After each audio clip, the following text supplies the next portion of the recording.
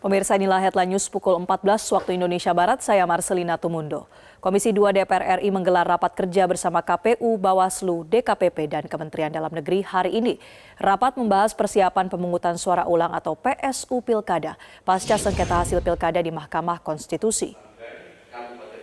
Rapat berlangsung pukul 10.30 waktu Indonesia Barat di ruang Komisi 2 DPR, dipimpin Wakil Ketua Komisi 2 DPR RI, Dede Yusuf.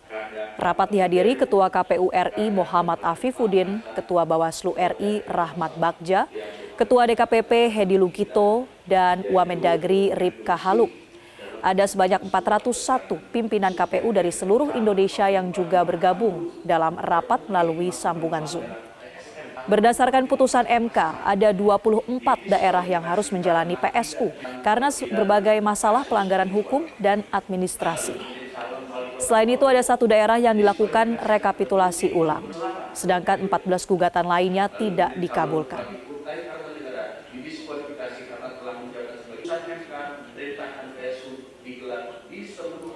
Dan pemirsa, untuk mengetahui perkembangan rapat kerja Komisi 2 DPR dengan KPU, Bawaslu, DKPP, dan Kemendagri, kita bergabung dengan jurnalis Metro TV Jose Nicole langsung dari Komplek Parlemen Senayan, Jakarta.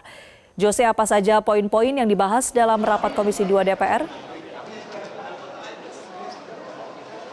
Ya baik, selamat siang Marcel dan juga pemirsa. Baru saja usai rapat antara Komisi 2 dengan berbagai penyelenggara pemilu berkaitan dengan evaluasi menindaklanjuti putusan daripada Mahkamah Konstitusi. Ada lebih dari 20 daerah yang akan melakukan PSU. Dan baru saja usai rapat, saat ini kami akan langsung mendengar keterangan dari Wakil Ketua Komisi 2 DPR RI, Dede Yusuf, selengkapnya.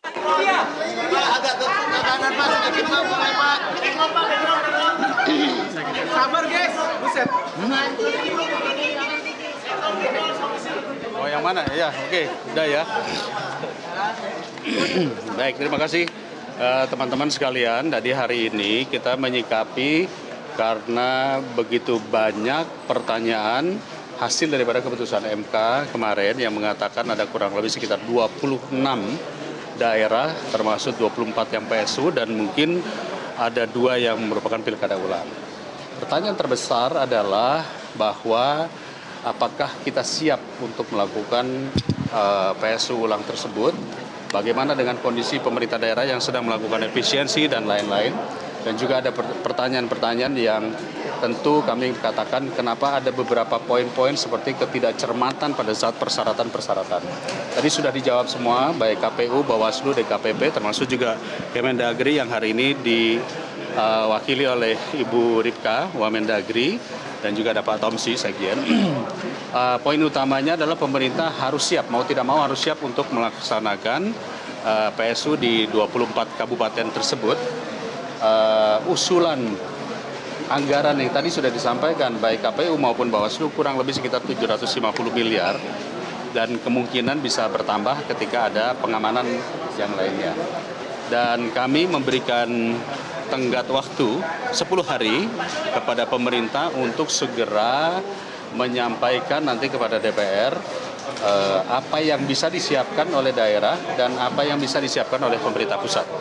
Selanjutnya, jadwal waktu yang sudah ditetapkan oleh MK adalah 30 hari setelah ketetapan MK, 60 hari setelah ketetapan MK, 90 hari dan 180 hari ya. 180 hari. Nah, mungkin untuk yang jadwal-jadwal di atas 60 hari, tentu daerah bisa saja punya kesiapan-kesiapan ya, termasuk pemerintah pusat. Tapi yang 30 hari ini yang ke depan, di mana itu sangat mepet sekali dengan menjelang Lebaran, mau tidak mau kita butuh effort yang cukup ekstra. Tapi hasil daripada rapat kali ini sudah memberikan kejelasan, komitmen dari pemerintah untuk melaksanakan. Silakan Ibu Wamen, mungkin ada tambahan. Ya, dari pihak Kementerian Dalam Negeri sesuai dengan amanat konstitusi untuk pelaksanaan pilkada ulang sebagaimana yang disampaikan oleh Wakil Ketua Komisi 2 DPR RI sudah memberikan tugas kepada Kementerian Dalam Negeri untuk melakukan koordinasi kerja dengan pihak pemerintah daerah. Dalam hal ini gubernur, bupati, dan kota. dalam rangka penyisiapan anggaran untuk pembiayaan PSU. Tapi pembiayanya dari APBD atau ada sokongan dari APBD? Iya, dari APBD. Dari APBD Iya, APBD. Nah, seandainya kalau daerah itu memang sama sekali tidak tersedia anggarannya, ya itu ada mekanisme yang akan dilakukan oleh Kementerian Dalam Negeri. Mekanismenya seperti apa Ibu? Mekanismenya seperti apa? Kalau APBD-nya nggak sanggup gitu, suatu daerah tersebut. Apakah bisa ngambil dari APBN juga Bu? Ya. Nanti ada mekanisme yang akan dilakukan. Ya.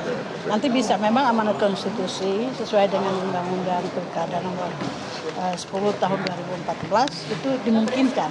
Ya.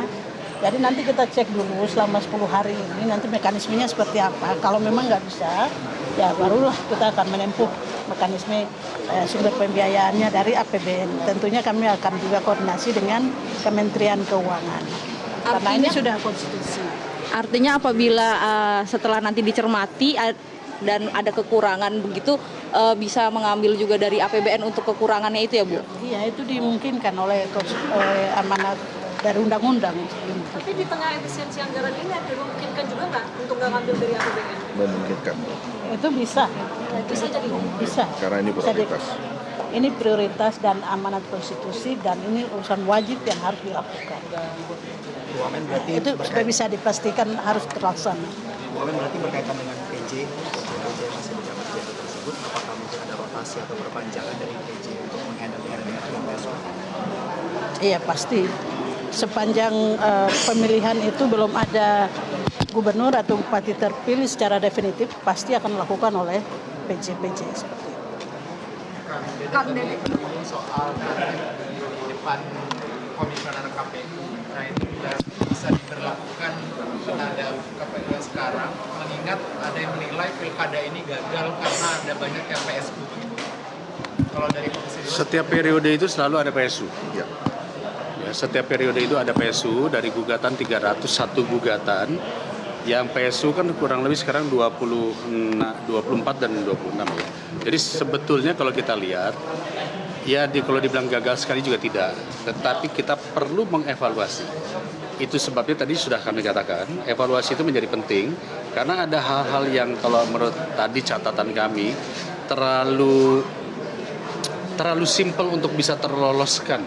Seperti kayak ternyata ada yang masih memiliki permasalahan hukum, narapidana masih bisa lolos juga. Itu kan masalah kecermatan saja. Nah, evaluasi itulah yang tadi katakanlah kami DPR bisa melakukan evaluasi itu untuk melihat ke depan tidak boleh seperti ini lagi. Karena ada kompetensi, ada profesionalitas yang harus dilakukan oleh setiap penyelenggara. Saya pikir itu ya, kawan-kawan, cukup ya. Kapan minggu depan akan ada rapat evaluasi terkait itu, Pak? 10 hari dari sekarang, kurang lebih tanggal 7 tadi ya. Tanggal 7 Maret. 7 Maret. Nah, kenapa? Kalau ditanya kenapa? Karena ada pilkada yang akan start di tanggal 28 Maret. Berapa sekarang? 22 Maret. Ya. Jadi artinya kalau tanggal 10 Maret pemerintah belum punya solusi, ini berarti yang tanggal 22 Maret akan terancam tidak jadi pilkada. Makanya kami tadi meminta segera dalam 1 minggu ke depan harus selesai. berikutnya sama Kemendagri juga atau? Ya sifatnya tetap raker karena kalau berbicara keuangan tentu domainnya adalah Kemendagri nantinya. Cukup kawan-kawan? Terima kasih banyak ya. Terima kasih.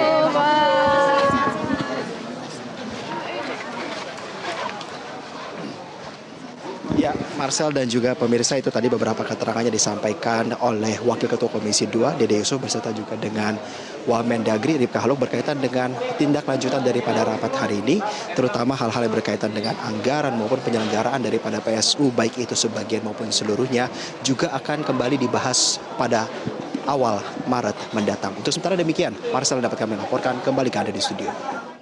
Baik, terima kasih Jose Nicole melaporkan langsung dari DPR RI Jakarta. Jelajahi cara baru mendapatkan informasi. Download Metro TV Extend sekarang.